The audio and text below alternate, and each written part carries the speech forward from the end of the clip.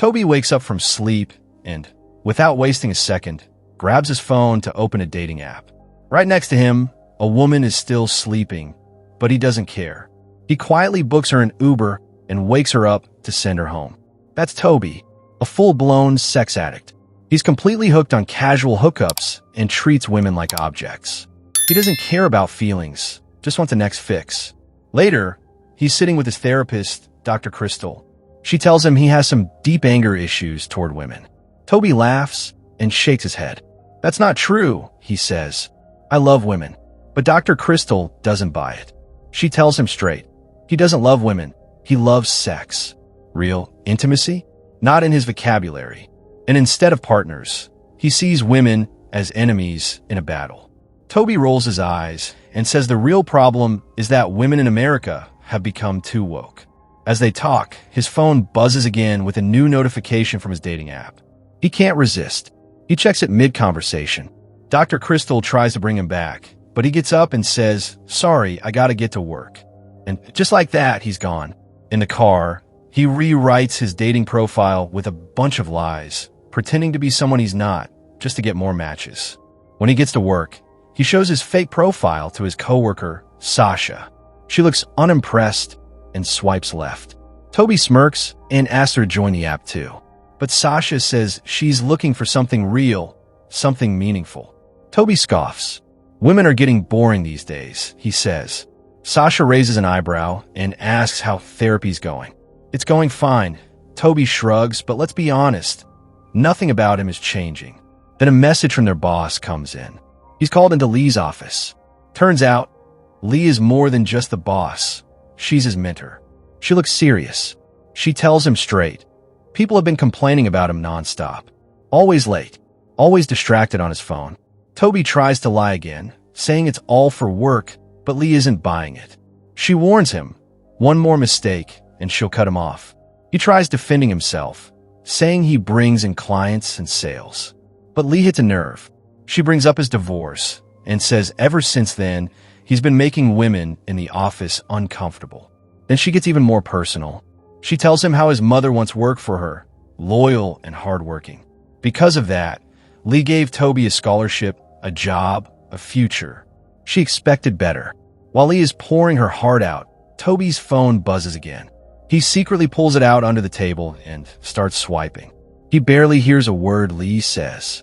That's when a profile named Nessa pops up. She's hot. He immediately swipes right. Lee notices and gives him one last warning. If he screws up again, he's fired. Back at his desk, Sasha asks how the meeting went. But Toby's eyes are glued to his phone, staring at Nessa's profile. He shows it to Sasha, hoping to impress her, but she gets a bad vibe. Looks like a trap, she warns. Toby, too turned on to think straight, brushes it off. Later, he meets Nessa at a bar. She's cool, confident, and mysterious. She asks if he wants another drink. He says no, it's bad for the liver. She giggles and asks if he does drugs. He proudly says no and adds that he works out all the time to stay healthy. She seems weirdly into his health habits, but then says it's just something she needs to know before they get physical. They go back to his place and start making out. Clothes start flying off. As he undresses her, he notices a strange tattoo on her back. But before he can ask anything, she goes down on him. Then, bam, out of nowhere, she pulls out a syringe and stabs it into his leg. Toby freaks out, but it's too late. He blacks out. The next morning, Toby wakes up groggy and confused. Nessa is gone. He feels something's off, and then he sees it. There's blood on the floor and a surgical wound on his stomach. Terrified, he stumbles to the doctor. After checking him out, the doctor drops a bomb. Someone removed his left kidney. Illegally. Toby stammers, calling it organ theft. But the doctor tells him it's worse. Whoever did this planted something inside him, and the surgery was done with expert hands. The police get involved. They're calling it an organ trafficking case. But here's the twist. Nessa has vanished. Her profile is gone. The CCTV footage from his place, completely wiped. All they've got is the description Toby gives them. Back at work, Toby looks broken. He asks Sasha why she's always so kind to him. Sasha gives him a soft smile and says, "Even with all your flaws, I've always been drawn to you. I'd like to try something serious. But Toby isn't even listening. His mind is elsewhere. He starts drawing the tattoo he saw on Nessa's back and shows it to Sasha. Then he takes a picture and does a reverse search online. What he finds is wild. The tattoo is an ancient Roman symbol, a mark tied to fertility goddesses. It's the sign of the mother of goddesses. The doctor looks Toby in the eye and says something that makes his stomach turn. They can't do surgery on him. It's way too risky. But that's not even the worst part. What's inside him? It's still growing. Toby freaks out. Is it a tumor? He asks.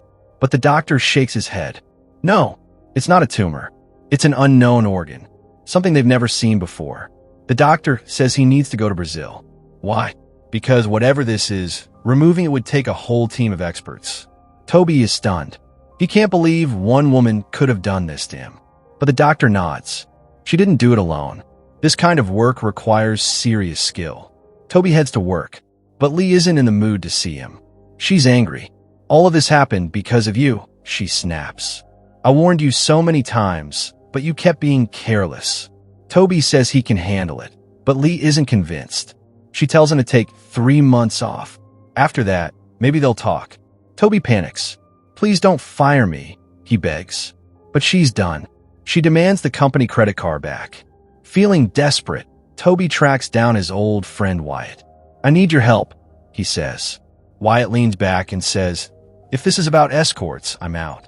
I don't do that anymore. But Toby shakes his head. It's not about girls. It's about the dark web. I need you to look something up. Wyatt says no. He's not risking it. But Toby threatens to tell his boss about Wyatt's escort business. Wyatt just laughs. Joke's on you. My boss is one of my clients. Out of options, Toby offers money. That gets Wyatt's attention. He agrees to help, but says it'll take time. That night, Toby wakes up in bed, sweating. Nessa is standing there. She leans over and whispers, I came to collect something. She climbs on top of him and suddenly slices open his stomach. Blood pours out. She reaches inside and pulls something out. Toby screams, then jolts awake. It was a nightmare. Just then, Wyatt calls. They meet the next day. Wyatt says he found something big. A group on the dark web called Magna Moer, which means Great Mother in Latin. He says the group is super secretive, but they hold live events.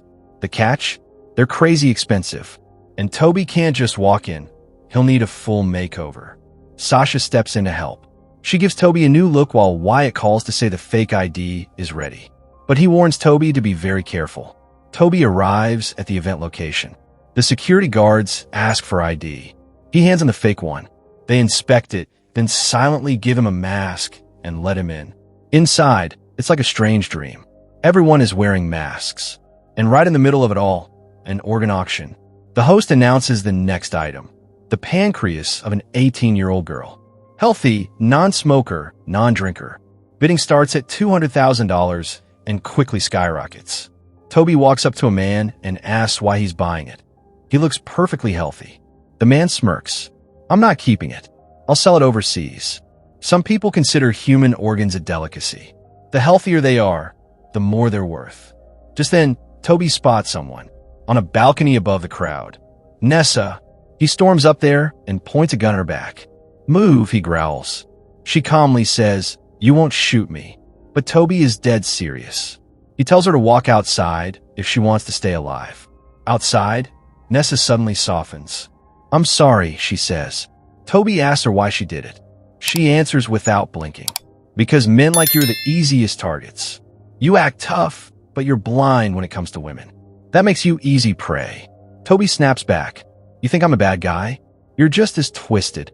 He then demands to know, did you do this alone? She says no.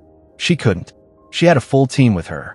After she drugged him, they moved in like clockwork and performed the surgery right in his home. Toby asks what they put inside him. She shrugs. I don't know exactly, but I know this, whatever's growing inside you, it's going to make you very valuable. Toby's voice shakes. So people are after me now? Nessa nods. Once that organ finishes growing, they'll come to take it, and you'll be worthless again. Toby loses it. He grabs her.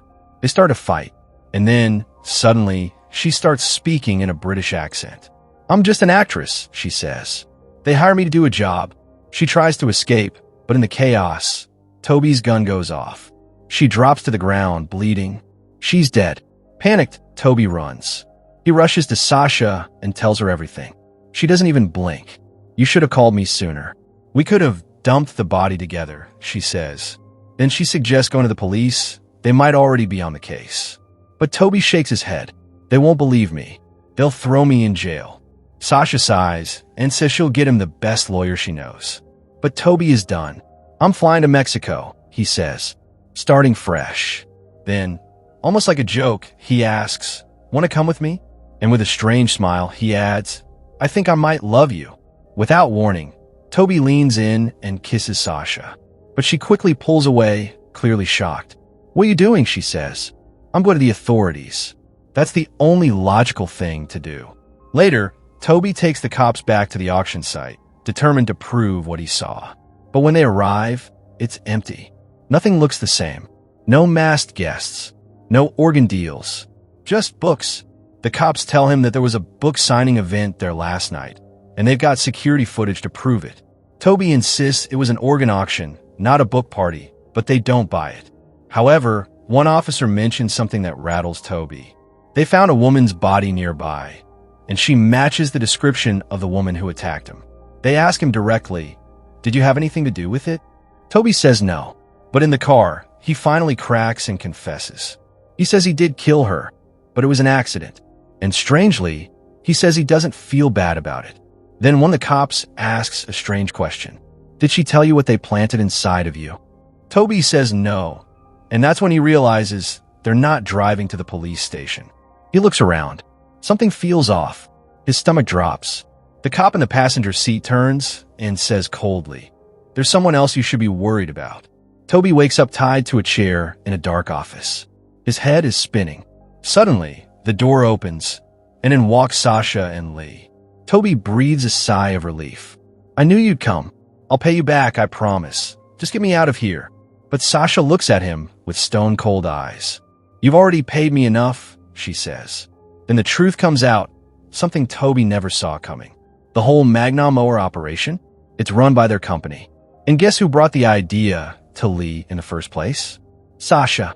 Lee steps forward and explains everything. They've been working on a secret project, a biological breakthrough that gives women both health benefits and sexual pleasure. Toby, shocked, asks what this has to do with him. Lee smiles and drops the name. The organ inside you is called the glans nephali. She goes on. When it fully develops, it enhances sexual stimulation in women. Not only that, but it boosts health and emotional well-being. I've had it in me for 3 months now, she grins. And let me tell you, sex has never been better. Toby stares at them in horror. What happens to me after you take it out? He asks. But no one says a word. Toby starts yelling, struggling against the ropes. What are you going to do to me? Cut to a bright, luxurious room filled with elites in masks. An auction is underway. On the screen, the item being sold, Toby's organ. And the highest bidder?